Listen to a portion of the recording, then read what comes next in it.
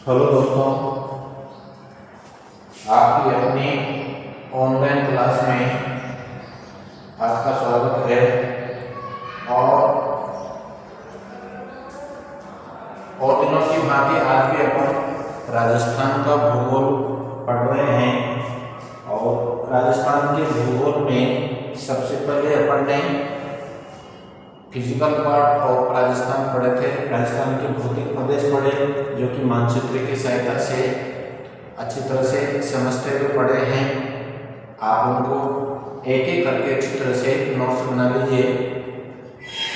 Slow speed में क्लासें हैं अपने, आराम से एक एक चीज़ को नोट करते हुए चले और अपने दोस्तों को भी इसमें जोड़ते चले, ताकि आने वाले कंपटीशनों में आप अच्छी तैयारी हो सके। चलो आगे बढ़ते हैं। राजस्थान का अफवातंत्र चल रहा था अपने, जिसमें अपने सबसे पहले बंगाल की खाड़ी का अफवातंत्र लिया है।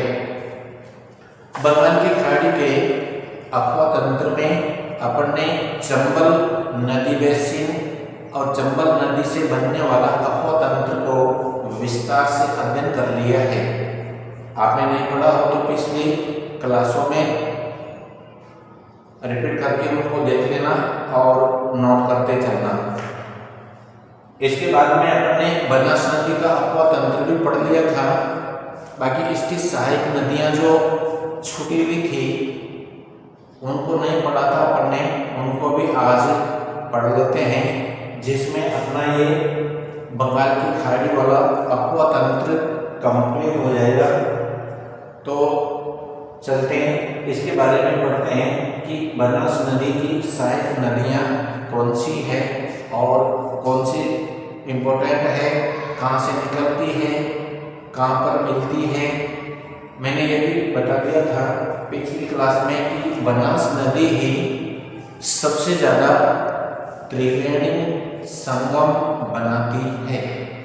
राजस्थान में ऐसी कौन सी नदी है जो सर्वाधिक त्रिवेणी संगम बनाती है? बनास नदी। इसको नोट कर लेना, ठीक है। और एक एक त्रिवेणी संगम को बना करके मैंने पिछली क्लास में बता दिया है। आप लोग उसमें रिपीट करके और उसको पढ़ लेना। कौन कौन सी नदियाँ हैं, कौन से स्थान पर त्रिवेणी संगम बनाती है, वे सभी चीजें अपन ने पढ़ ली है। और इसी बनास नदी की छूटी हुई कुछ नदियां हैं, उनको अपन आज पढ़ लेते हैं और फिर पढ़ेंगे बाणगंगा नदी, ठीक है।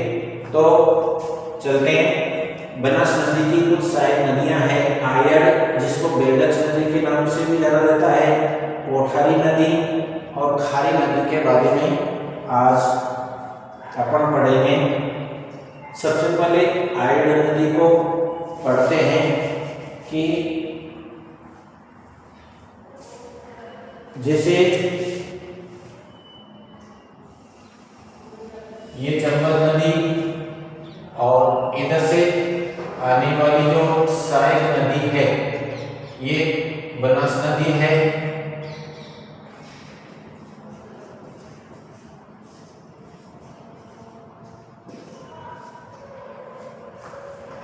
बनास नदी के इधर से आने वाली जो उदयपुर से गोमुंदा की पहाड़ियों से निकलने पर इस नदी को आयड़ नदी के नाम से जाना जाता है। यानी कि प्रारंभ में ये नदी आयड़ नदी के नाम से जानी जाती है और गोमुंदा की पहाड़ियों से निकलती है। गोमुंदा की पहाड़ियाँ कहाँ पर है? उदयपुर में, ठीक है। इन चीजों को नोट कर लेना। और उत्तर की ओर बढ़ती हुई फिर उदय सागर झील में गिरती है। कौन सी नदी? आयड़ नदी।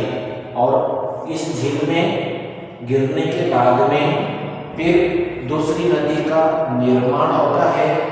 इसी नदी को बेड़च नदी के नाम से जाना जाता है, ठीक है।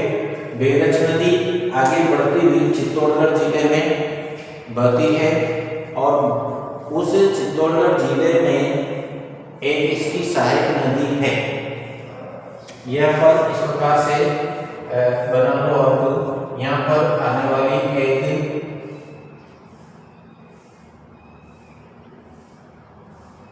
नदी है।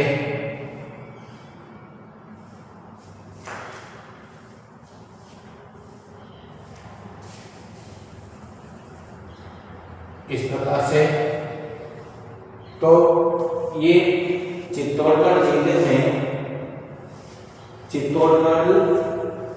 जिले में बढ़ती हुई और अपनी सहायक नदी के साथ में एक संगम बनाती है। कौन सी नदी? बेलच नदी।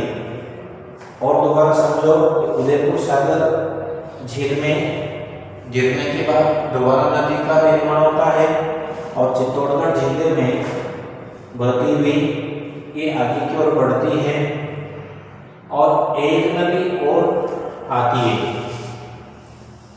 एक नदी इस प्रकार से आती है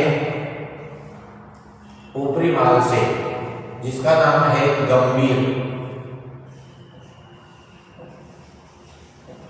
गंभीरी नदी है। और ये नदी ऊपरी माल से आती है और चित्तौड़गढ़ जिले में ये इस बेलच नदी में मिल जाती है। यहाँ पर बेलच नदी में मिल जाती है। बेलच और गंभीरी का जहाँ पर संगम होता है वहाँ पर चित्तौड़गढ़ दुर्ग बना हुआ है। ध्यान रखना, कितनी बार क्वेश्चन बनकर के आ जाता है, क्योंकि चित्तौड़गढ़ दुर्ग तो इतिहास में प्रसिद्ध है, आप लोग भी जानते हैं। तो चित्तौड़गढ़ दुर्ग का जो निर्माण है, चित्तौड़गढ़ दुर्ग है वो कौन कौन सी नदियों के किनारे पर है? बेलच और ये गंभीरी नदी के किनारे।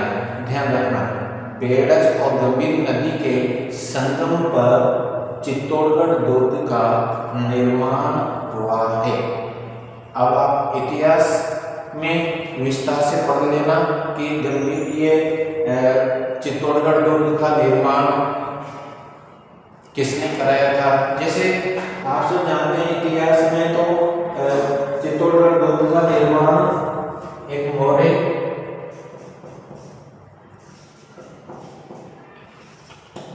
वंश के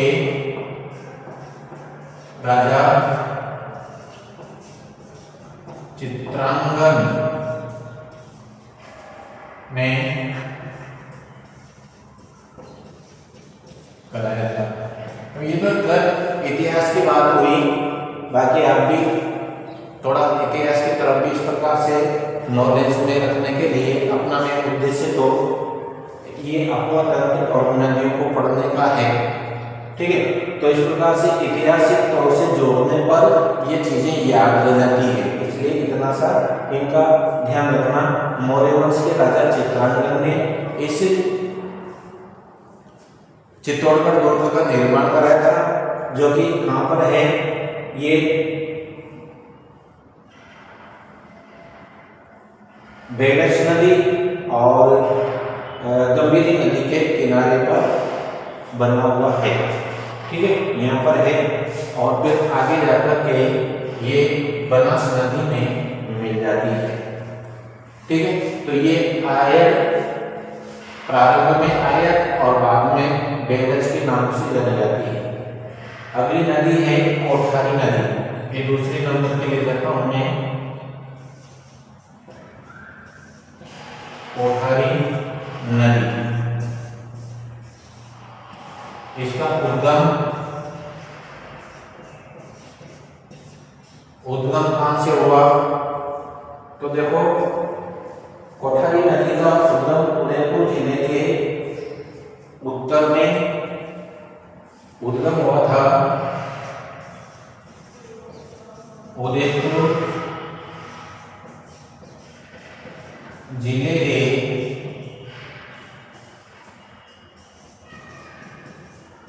उत्तर में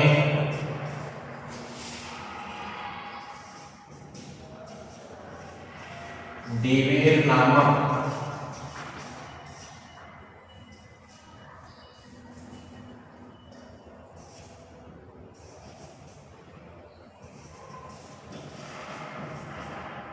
पहाड़ियों से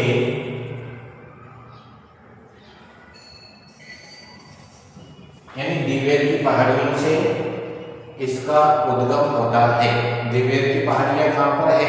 उदयपुर में। और इतिहास में भी ये तो प्रसिद्ध है।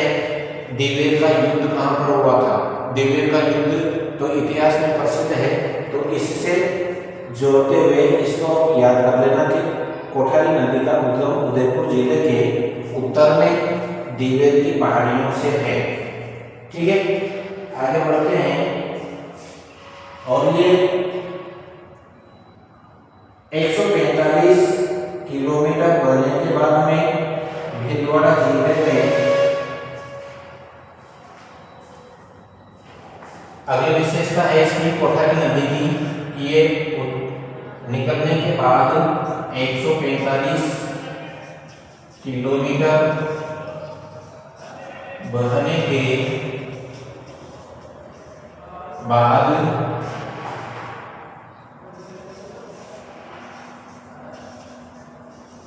भीलवाड़ा जिले में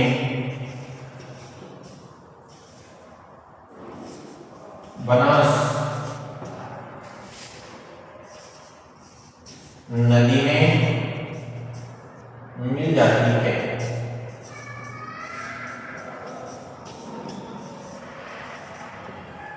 और समझ लो 145 किलोमीटर अब निकल करने के बाद में 145 किलोमीटर बढ़ने के बाद में भीलवाड़ा जिले के समीप ये नदी, कौन सी नदी? कोठारी, इस बनास नदी में मिल जाती है।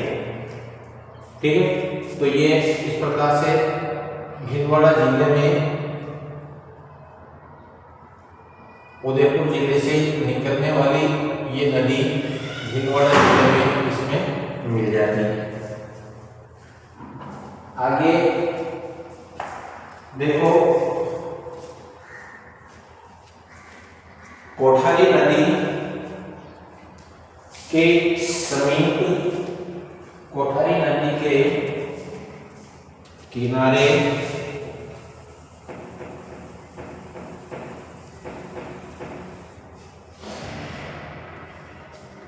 मैं लिख देता हूं, ये कोठारी नदी,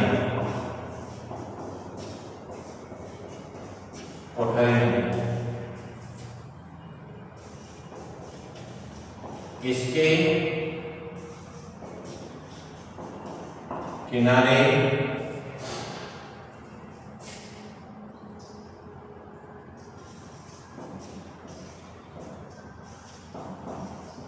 भीलवाड़ा के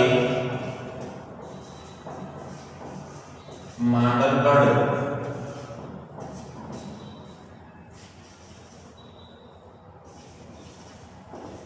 कस्बे के समीप कौन सा बांध बना हुआ है? मेजा बांध।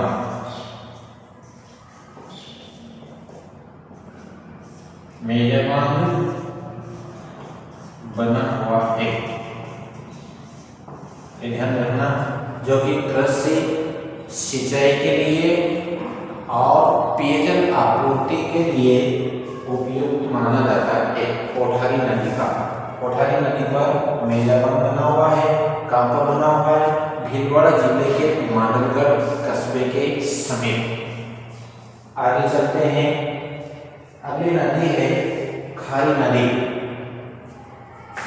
ये खारी नदी तीसरे नंबर की अपन ने ली, खारी नदी। ये भी बनास नदी की सहायक नदी है और इसका उद्गम कहां से होता है?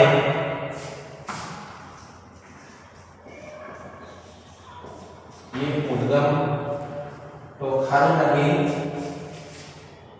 उदयपुर के बिजराल की पहाड़ियों से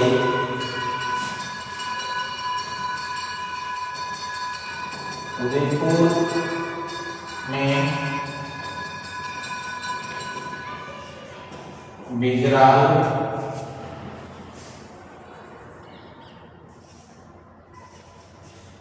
की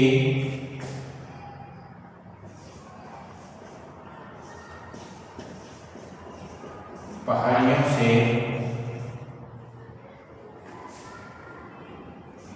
ठीक है, खारी नदी का उद्गम कहाँ से है?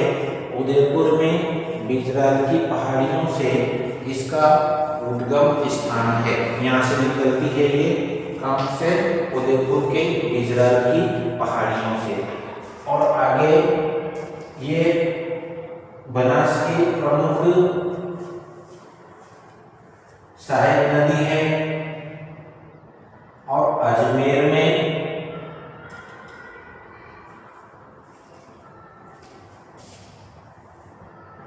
अगली विशेषता,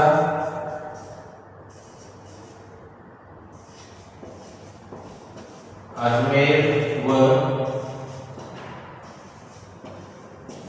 केकड़ी में बहती हुई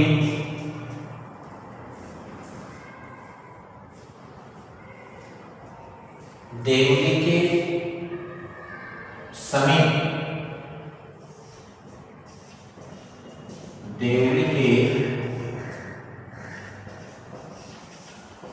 समीप बनास नदी में मिल जाती है।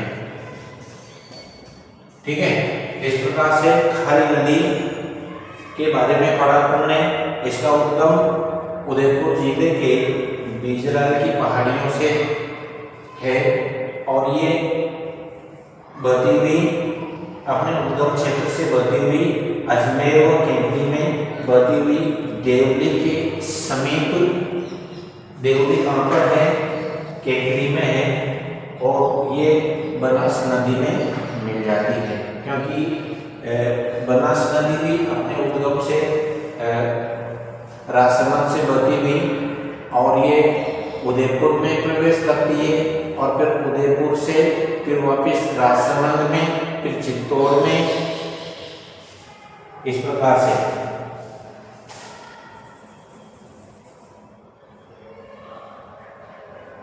अपने उद्गम क्षेत्र से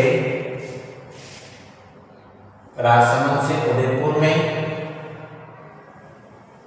फिर उदयपुर से फिर राजसमंद में, फिर चित्तौड़ में, फिर भीलवाड़ा में, फिर भीलवाड़ा से टोंक में, फिर सोयमाधोपुर, इस प्रकार से बहती। तो अब अजमेर में न बहती हुई, क्योंकि केकड़ी जिला अलग से बन गया है, तो अजमेर में न बहती हुई केकड़ी में बहती है, ये ध्यान रखना।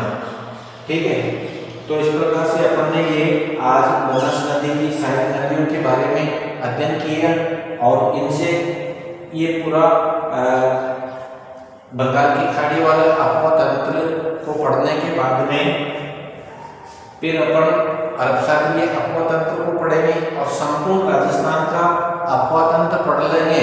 उसके बाद में ये अफवाह तंत्र से और यहाँ पर राजस्थान में बहने वाली नदियों से किस प्रकार से क्वेश्चन बन करके आते हैं, उन प्रश्नों के बारे में हल करेंगे।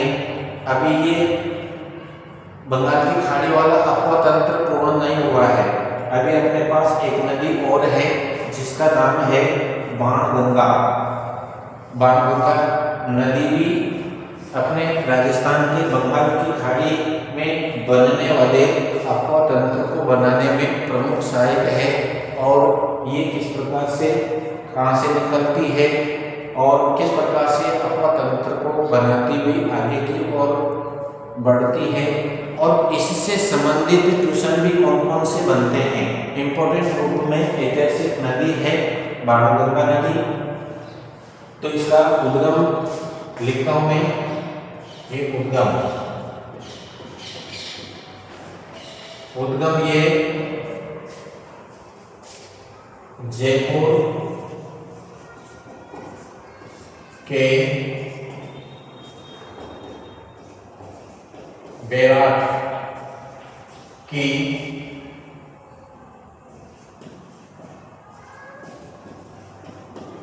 पहाड़ियों से, ठीक है, उद्गम कहां से है इसका?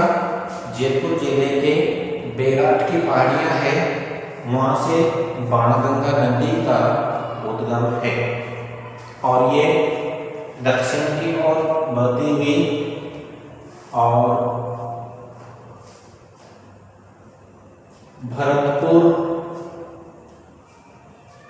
और फिर उत्तर प्रदेश में प्रवेश कर जाती है।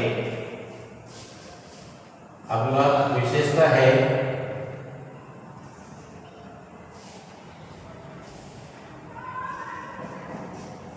दक्षिण व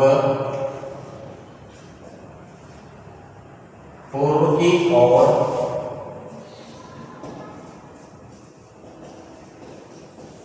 बहती हुई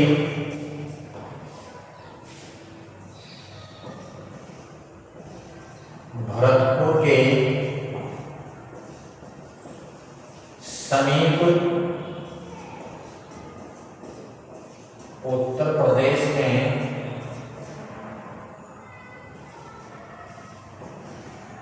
प्रवेश करती है।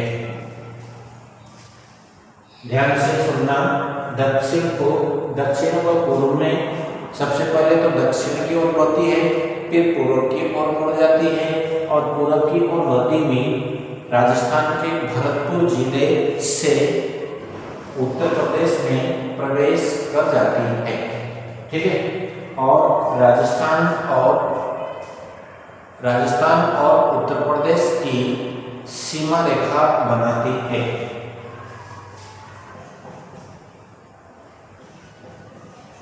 राजस्थान यूपी की सीमा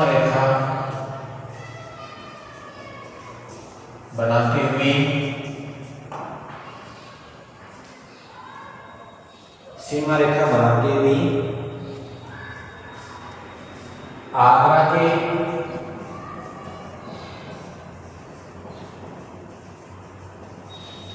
समीप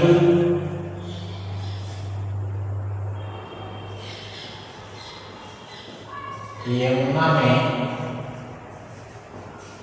मिलती है।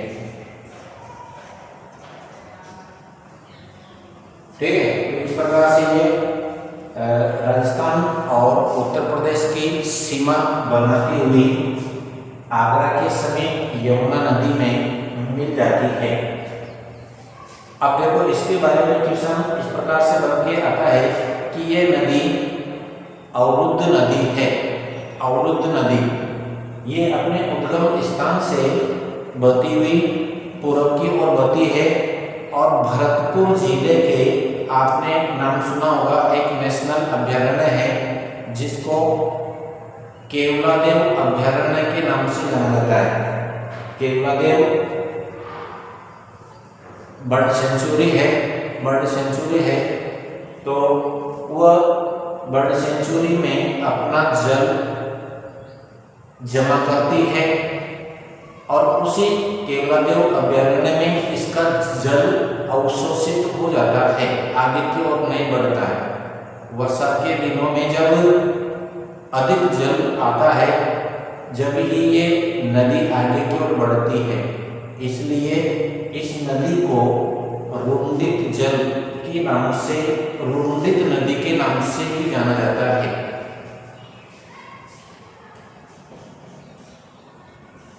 यह आंतरिक अपवाह तंत्र की नदी भी है, इसलिए इसको आंतरिक अपवाह की नदी भी मानी जाती है। आरपीएससी वाले इसको आंतरिक अपवाह तंत्र की नदी मानते हैं। कितनी बार इससे संबंधित क्वेश्चन बन जाता है कि कोई सी भी आंतरिक अपवाद नदी तंत्र की नदी का ऑप्शन न देकर के और इसका बाणगंगा नदी का अगर ऑप्शन दे दे तो ये क्वेश्चन सही है। तो इसको बाणगंगा नदी को आंतरिक अपवाद तंत्र की नदी भी मानी जाती है। क्यों? क्योंकि ये एक रुंडित नदी है। रुंडित का मतलब अवरुद्ध, इसके मुहाने पर ये इसका जल अवशोषित अधोगति कर जाता है, आगे की ओर नहीं बढ़ता है। जब जल अधिक आता है जब ये आगे बढ़ता है। ठीक है। दूसरा है केवलादेव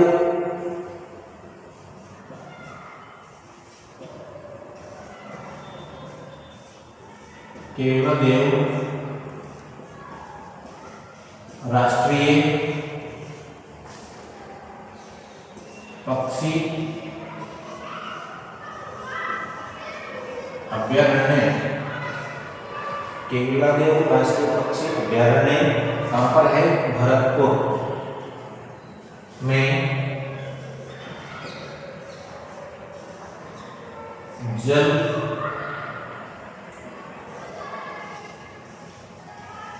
उपलब्ध कराती है और इसी में इसका जल अवशोषित हो जाता है।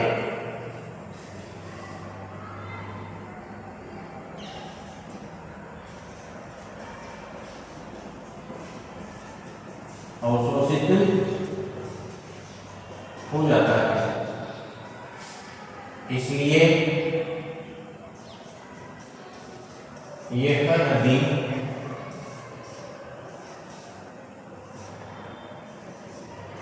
रुंडित नदी है। रुंडित नदी के नाम से जानी जाती है।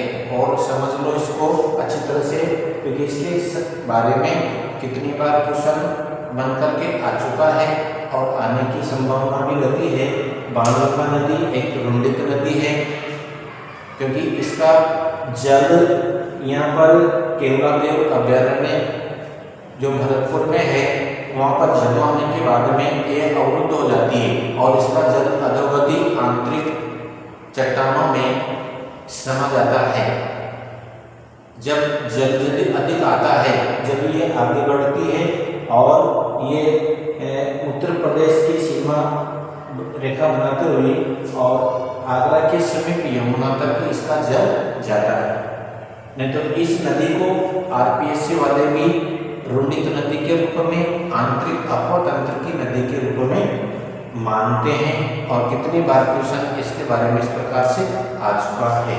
अगर इस प्रकार के आंतरिक अपवाद तंत्र की नदियों से संबंधित क्वेश्चन आ जाए और उससे संबंधित मैं भी क्वेश्चन बना करके बताऊंगा आपको, और उसमें ऑप्शन ये बाणगंगा नदी का है तो समझो कि ये इसका आंसर है।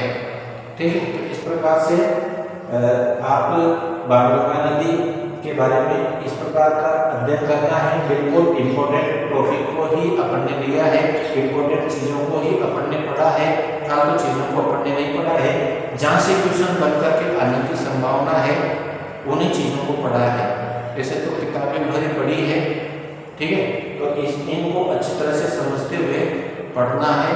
और अपना इस प्रकार से ये बंगाल की खाड़ी वाला अपवाद तंत्र पूर्ण होता है। अगली क्लास में अपन वह अरब सागरीय अपवाद तंत्र के बारे में अध्ययन करेंगे। धन्यवाद।